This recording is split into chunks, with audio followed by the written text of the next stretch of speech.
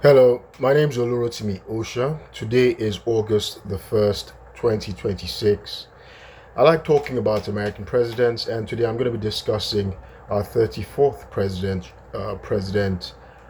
Dwight D. Eisenhower. His nickname was Ike. But in any event, many people know President Eisenhower as the president who famously warned America about the military-industrial complex, right? Which is ironic considering he was an inside man, right? He owed his meteoric rise to the military. He was a military man. But before I talk about his career in the military, from a West Point cadet to becoming supreme commander of the Allied Expeditionary Forces and a five-star general, one of the few five-star generals we've ever had. I want to just get his accomplishments as a president out of the way. So, President Eisenhower is also remarkable for having commissioned the most expensive public works and infrastructure project in U.S. history, and that is the U.S. Interstate Highway U.S. Interstate Highway System. Right. At the time it was commissioned, I think it was roughly about $114 billion was earmarked. In modern dollars, over $670 billion was spent. So that's the single most expensive, again, public works an infrastructure project that America has ever undertaken, and that was under President Dwight Eisenhower. By the way, I'm my narrative today is from a book I read by Michael Corder. He's a British author, British American, right? Graduated from Oxford, and he wrote Ike, an American Hero, right? So a very interesting, very well written book, Ike, an American Hero. Um, and of course, his other achievements, accomplishments as president, he's noted for having used federal troops to desegregate schools in Little Rock, Arkansas, right? So that was Dwight D. Eisenhower, because the landmark case Brown versus Board of Education in 1954 was during his presidency. And so many people remember Dwight D. Eisenhower for that. Of course, during his presidency, America was prosperous. It was after the Second World War, and America was prosperous, so he was a popular president. He typically ranks amongst the upper half, of the most effective, of the best U.S. presidents. So, and he had two terms, right? He had two terms. Um, so now, what I wanted to discuss, however, was his unstellar, how he had an unremarkable career as a West Point student, right? He almost was never not commissioned, right? He was almost not commissioned as an officer upon graduation, right? From West Point. Now, people know West Point. That's our premier military training academy for future officers. So you go through West Point. It's like a university for military officers. If you're interested in becoming a military officer, you go through the training, and once you graduate, you're commissioned as an officer, as a lieutenant, right, in the U.S. Military, U.S. Army. So West Point is for the Army. There are other, there's the Naval Academy. There are others, that were created after West Point. So West Point was the first. So Dwight D. Eisenhower was born October 14, 1890, in Dallas, Texas. He's German. He was German descent, and it's interesting. While he was at West Point, his career again was unremarkable. He was an athlete. He played football.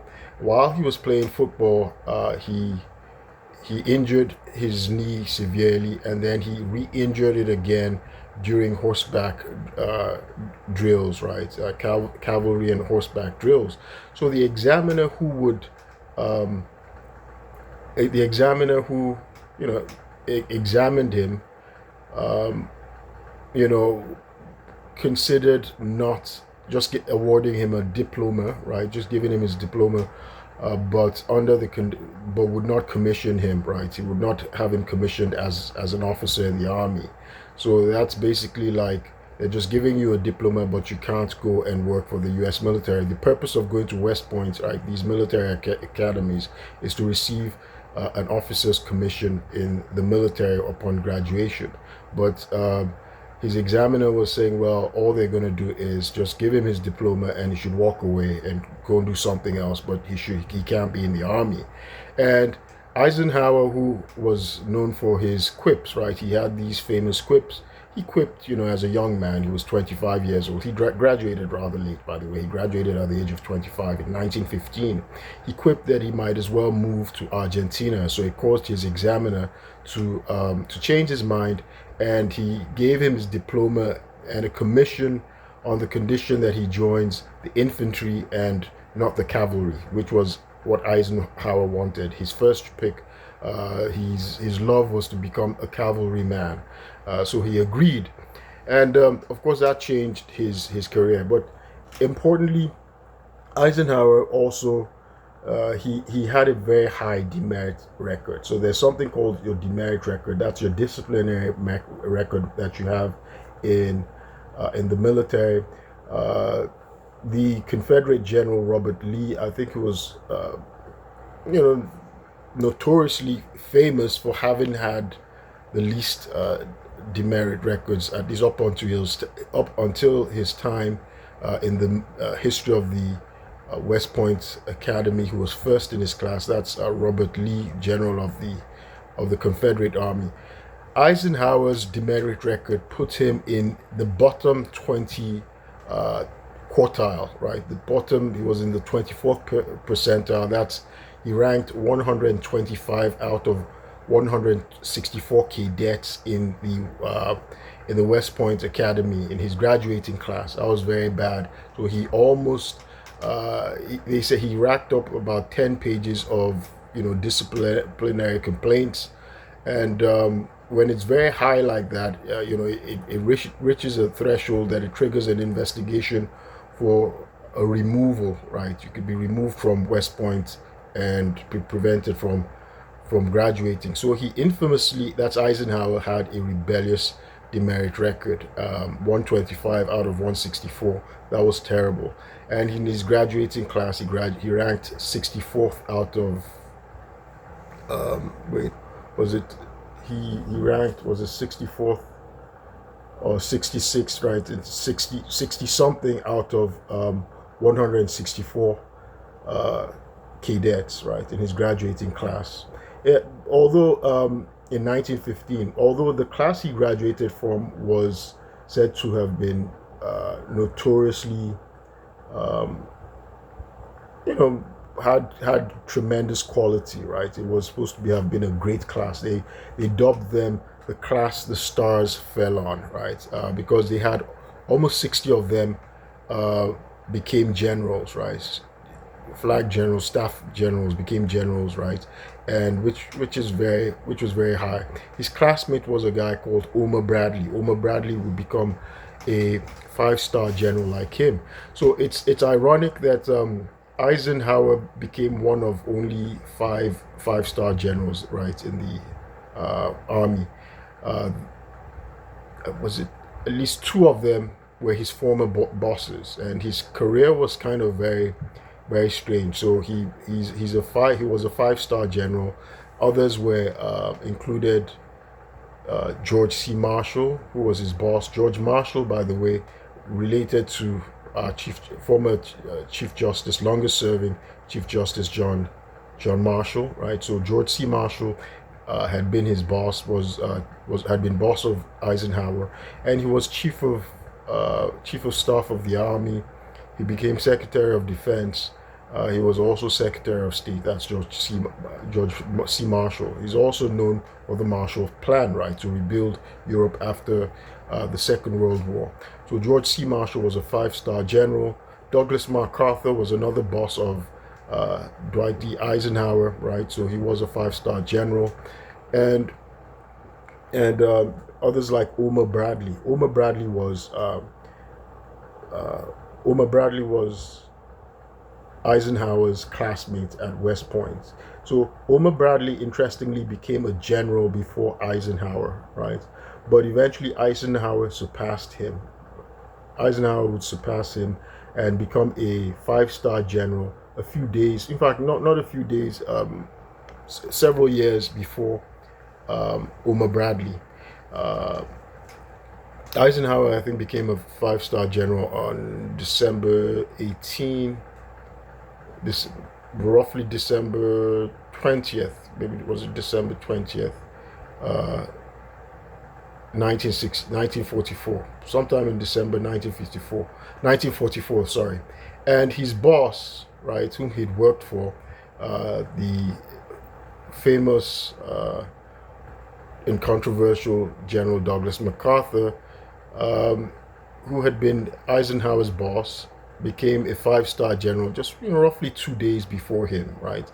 And he had way more seniority. Of course, the military is hierarchical, and there's seniority in the military just as in other government offices, and George C. Marshall as well. So they all became five-star generals in the same month of December 1944.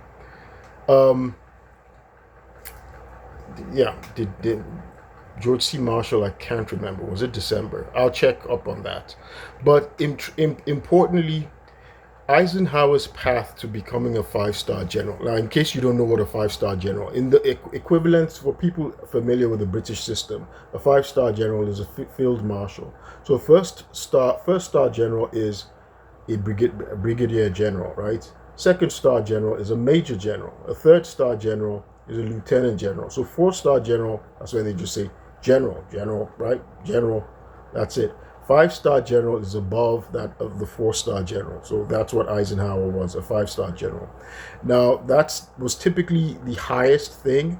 By the way, one other person, there's a six-star general which Congress created for like superstars for George Washington and President Ulysses S. Grant, right? Both of them were made six-star generals posthumously, right? About a century after their deaths, right? After their demise, Congress made them six-star generals. That's like general of the armies of the United States, armies, right? And a five-star general is a general of the Army of the United States.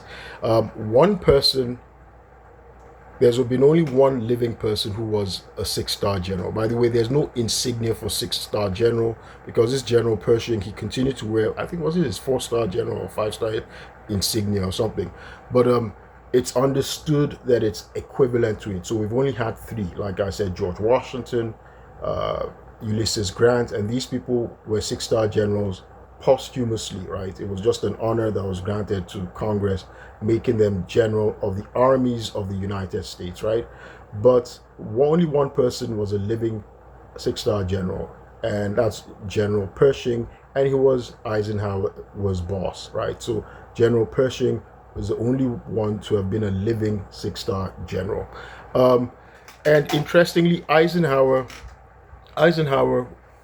had these three bosses, right? Very powerful people. That's General Pershing. Eisenhower was his military aide, was his assistant, General Pershing, and who was the only living six-star general, right?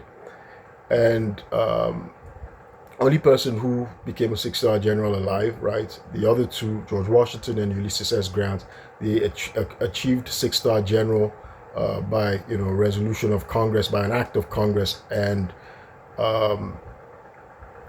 posthumously about a century, over a century after they were dead, right? So Eisenhower was assistant to General Pershing, right? And he was assistant to General Douglas MacArthur, right? It was his military aide, his personal assistant in Washington, D.C., And Eisenhower moved with him as well to the Philippines, right, when he assumed command in the Philippines. That's Douglas MacArthur. And also George C. Marshall, right, George C. Marshall. Eisenhower was his assistant as well. Eisenhower was also assistant to a man called Major General Fox Connor, right? He was assistant to Major General Fox Connor. So there's a saying in the Bible, in the Proverbs, that a man's gift will make room for him amongst great men, right? So it's interesting that Eisenhower didn't have a stellar academic record while he was at West Point, but there was something that Eisenhower did very well, that uh, these generals, these important generals in the U.S. military, uh, you know, required, that made Eisenhower an effective assistant to them, right? Um, and that was, he was a voracious reader. Eisenhower didn't do well academically at West Point, but he was a voracious reader. He loved to read history from the time he was young. He read history voraciously. He read everything, and this made him an effective personal assistant, military aide, or he was a staff officer, right? Um, Basically doing like the work of a secretary to these generals. And Eisenhower is also very notorious. He's known for having he went from being a staff officer without ever seeing combat. He never saw combat, right? He didn't see combat in the First World War. Um, he he never commanded a low-level tactical formation like a brigade or division or corps or a uh, field army in combat. He never commanded any low level tactical formation like that. And so he was a desk man, right? So like an aide, working as an assistant to generals, which he hated a lot, and he thought because of that he would never become a general. Because most people who become general, the traditional path is, you lead, you command men in the theater of operations. You're actually in you've seen combat and you've led men. That's the trajectory. It's like you graduate from med school and you want to be a brain surgeon, and you want to be given that designation of brain surgeon, right? It is without ever having done surgery, right? Without ever being in an operating room, right? You're known to have just taken exams. You've just been taking exams. You've never had any practical experience. You've never been in an operating room where you've felt the pressure, where you've cut somebody up and done things like that. The same thing with military men, right? They're practitioners of violence. They're experts in warfare and war. Eisenhower never saw combat, never commanded a low-level tactical operation until after he had become a general, after he had already become a supreme commander. And this was during the Second World War. He commanded Operation Torch in North Africa, and of course the invasion of Sicily and Italy, by the Allied forces during the Second World War. So while he was being a desk officer, an assistant to generals, basically as an aide, he hated it. He thought he was miserable. He thought that he would never become a general. He saw his classmates like Omar Bradley, right? They became generals before him, but he would eventually surpass them. So you see. There's no one particular path to success, and so Eisenhower was very good at being an assistant, an executive officer, a military aide, a staff officer. So a staff officer, an advisor to a commander, basically like a secretary. What he did was he could serve as a sounding board to the general. He did the general's research, like he researched things for him. He handled logistics for the general. He did all his research, gathered information, just the work of a secretary, right?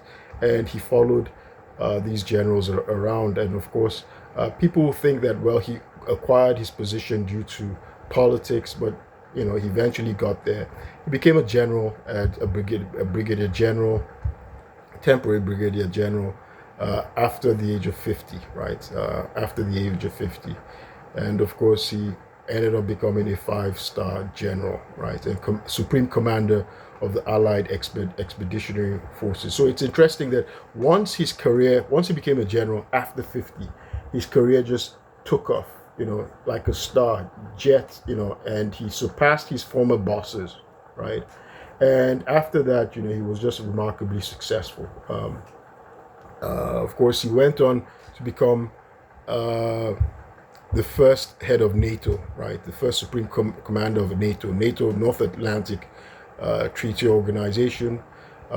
He went on to become president of Columbia University. So he was someone who didn't do well academically at West Point. He wasn't a professor or anything like that, but he became president of an Ivy League, right? So that's the thing about America.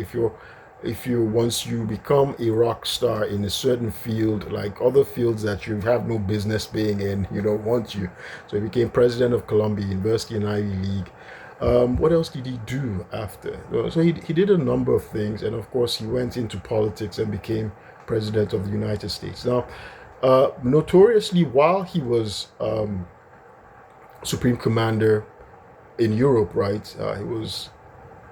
He was said to have gotten into an affair with his British aide, Kay Somersby. So it's interesting. She was his chauffeur. She was his driver, right? So in England during the war, this happened in America as well, but notoriously in England. So the men went off to war. They were fighting. So it left certain jobs open, right? So women took jobs that men traditionally did, like drivers. So his personal driver, his chauffeur in England was a woman, Kay Somersby, and they became very, very close. And it is rumored that they had an affair. She wrote her autobiography was published posthumously, and it's claimed that she had an affair.